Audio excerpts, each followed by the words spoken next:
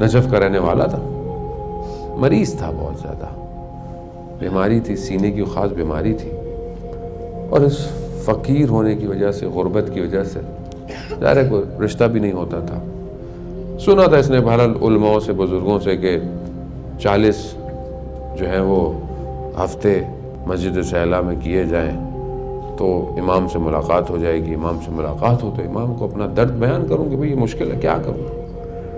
گزر گئے 39 جو ہے وہ ہفتے، منگل کی رات جو ہوتی تھی وہ گزر گئی۔ 40 میں پہنچا تو کھانسی آئی، کھانسی سے خون آیا، خون کپڑوں پہ لگ گیا، مسجد میں داخل نہیں ہو پایا، نجس ہو گئے تھے کپڑے۔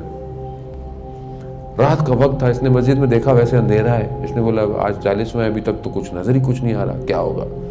تو اپنے ساتھ تھوڑی سی چائے قہوہ لے کے گیا ہوا تھا، رات ٹھنڈی تھی، وہیں بیٹھ گیا، دیکھا کوئی شخص چلتا ہوا نظر آ رہا ہے۔ تو اس نے بولا کوئی نہ کوئی قبیلے کا ہوگا، اب میرے پاس تو قہوہ بھی اتنا زیادہ نہیں ہے کہ میں اس کو کتنا پلاؤں گا۔ خیر وہ آیا، اس سے پوچھا فلانے قبیلے کے ہو، فلانے، ایک ایک کر کے سارے قبیلوں کو جانتا تھا۔ تو کہا تم میرے سے مذاق کر رہے ہو، مطلب کون، کسی بھی قبیلے کا نہیں ہو تو کون ہو۔ آنے والے شخص نے کہا چھوڑو، اس سے کیا فرق پڑتا ہے کہ میں کون ہوں، تم اپنی مشکل بتاؤ، تم کیسے یہاں بیٹھے ہوئے ہو۔ کہا میں آپ کو کیوں بتاؤں، آپ کون ہوتے ہیں۔ مگر اس شخص کے رویے کی وجہ سے اس کا دل نرم ہو گیا، بیٹھ گیا، باتیں کرنے لگ گیا۔ پھر کہا کہ چلے میرے ساتھ میسا میں تمار کی زیارت پہ، اور پھر حضرت مسلم کی زیارت پہ بھی کہا چلو۔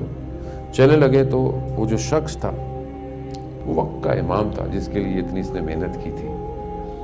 کہا کہ تمہاری بیماری دور ہو جائے گی، تمہارا رشتہ بھی ہو جائے گا، مگر تمہارا فقر ختم نہیں ہوگا۔ اب اس نے تو پوچھا بھی نہیں نا، اس نے کچھ بتایا تو یہ سمجھا نہیں، لیکن جیسے ہی میسا میں تمار کے روزے پر پہنچے مرقد پہ تو نماز شروع کی۔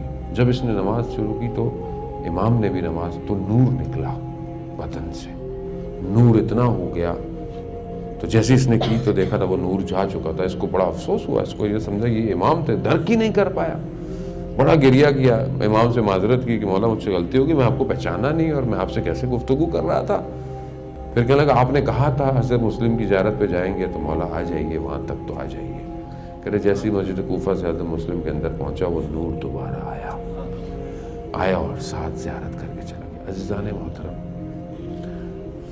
ہم امام سے گفتگو نہیں کرتے، ہم امام سے اپنی مشکل بیان نہیں کرتے۔ آپ خود اپنے دل پہ ہاتھ رکھ کر بولیں، پورے ہفتے کتنی دفعہ امام سے گفتگو